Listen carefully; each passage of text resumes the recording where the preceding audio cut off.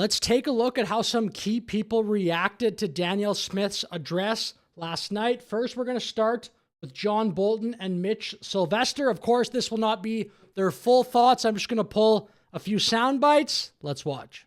In the fall, but I want to talk to you about what happened last night. I watched Danielle Smith do this speech, address to the province, and maybe I'm looking for some reassurance here, Mitch.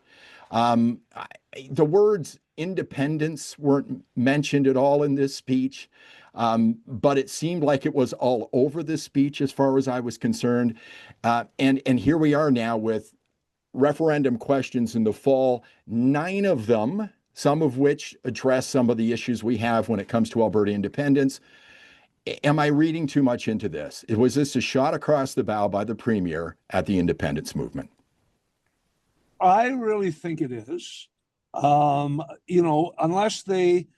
Okay, so obviously they both have a ton more thoughts than that. If you want to see this video, it's this one here from John Bolton, Alberta at a crossroads. Mitch Sylvester reacts to Premier Smith, Stay Free Alberta. I'm also going to get one more piece from this interview. Truly disgusting stuff. Listen to this. Okay. Now, another thing I wanted to talk to you about quickly is we're seeing increasing aggressive behavior by people who disagree with us. Any advice for people out there on the front lines trying to collect signatures and things like that? Yeah, take pictures of these people. Take their license plates. I had somebody come and drop a bullet off on the desk at my store and say this is for Mitch. We're actively going to charge that gentleman with two charges. Good. That person belongs in prison for a long time. A long time. Assault on the 2 girls behind the counter, for terrifying them and, uttering death threats. And he's basically running away from the police right now. But we are going to find him and actually charge him. And anybody... Canada has lax laws, so we'll see what happens. But I think that person should be in prison for 10 years. That's just such garbage. That thinks that they can intimidate people that are going to interfere in elections in the Alberta process, we're going to prosecute. Mm-hmm. So, you know what? Fuck that guy. We will get more reactions from people inside the independence movement, but we will also take a look at this video. Call the election. NDP demands as Smith defends immigration vote. So I actually haven't seen this video yet, but I feel like we're going to get some leftist garbage here. Let us take a look. Cut the bull and call the election. The opposition NDP now demanding Albertans vote on a new government instead of 9 referendum questions. It came the morning after Premier Danielle Smith announced Alberta... Common NDP hysteria. Albertans will go to the polls in October to decide on policies mostly focused on immigration and claiming more authority from Ottawa. Throwing the doors wide open to anyone and everyone across the globe has flooded our classrooms, emergency rooms, and social support systems. Smith's plan was presented in a TV... The thing is, if this address from Smith was delivered without the context of the Alberta independence petition, it would probably be my favorite moment in Canadian political history in my adult life. But you got to view that through the context that is the petition for the Alberta independence referendum. So that obviously raises questions to the timing of this address. There's no question. The address that included warnings of a bad news budget. The Premier is blaming oil prices and immigration for her own poor planning and financial mismanagement. But oil production is actually hitting record levels, and resource revenue from the last 5 years is the highest it has been in decades. Only the UCP could blow a resource boom.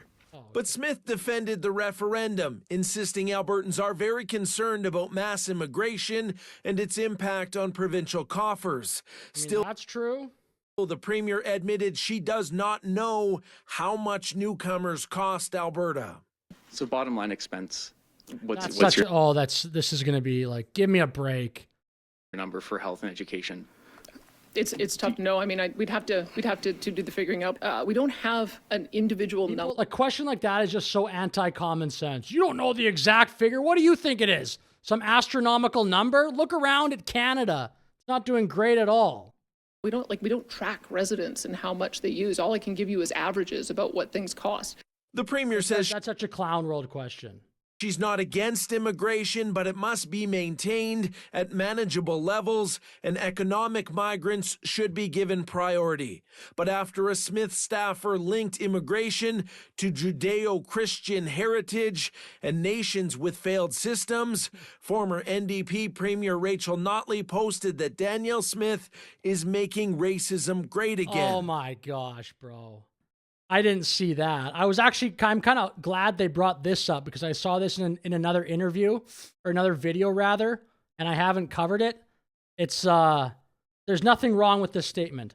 Why import from nations with failed systems when our Judeo-Christian heritage and principles have worked so well here? That's a very good and fair question. Making racism great again. So pathetic.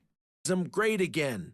Former PC Deputy Premier Thomas Lukazik likened Smith's scapegoating to Hitler and Donald Trump. And look at this line I also saw from this tweet. They're the ones serving you coffee at Timmy's. Bro, we needed 5 million immigrants or whatever the total number is in recent times to work at Tim Hortons, to drive Uber? This is actually a legitimately racist post from Thomas Lukazik. They're the ones serving you coffee at Timmy's. How many people do we need for that? I have a freaking coffee machine right there. It's one button. We need to import immigrants for that? This guy's actually, this post is certainly racist. Lukazik likened Smith's scapegoating to Hitler and Donald Trump. That's gross. It's just disgusting. Any mention to, if you're going to call somebody a Nazi, you better be referring to the Holocaust and the devastation that caused to the Jewish people. That is disgusting language, and it should never be used. If they want to have a serious conversation about immigration levels, let's have it. That's what a referendum is all about. There's a little bit more actually in that video, but nothing I really want to cover, so we'll move on to something else. So here I'm on Jeffrey Rath's X account, Eric Torvaldson. I've never actually seen this account, I don't think. Maybe I have. I can't believe what Smith did. With the blatant obfuscation of the independence referendum she pulled last night, it's clear she doesn't support Alberta. She's running cover for Ottawa. She is declared dyed-in-the-wool Canadian Federalist. She is a enough. Resign, Danielle. And then Jeffrey Rath quotes that saying, she is not our friend. So quite clear there from Rath. I have seen, though, I guess some different takes from some other people. Corey Morgan here says, quoting this other post, why? I don't really care where Smith stands on independence as long as we get our referendum. So, the premier calmly and reasonably addressed the province last night. Her opponents responded with hysteria and gutter politics.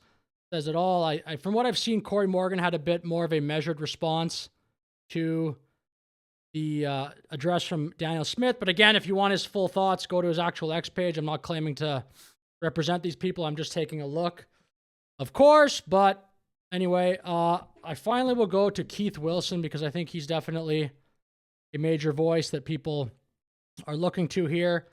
And again, from what I've seen from Keith, it looks more of like a measured response about the Danielle Smith statement. I don't see any. Yeah, so Keith Wilson, I just will say this. He reposted this post I went over from Corey Morgan. Why? I don't really care where Smith stands in independence as long as we get a referendum. So there you have it. I'll finish the video there, but pretty interesting stuff. That address from Danielle Smith on Thursday evening, no doubt will have repercussions for the independence movement.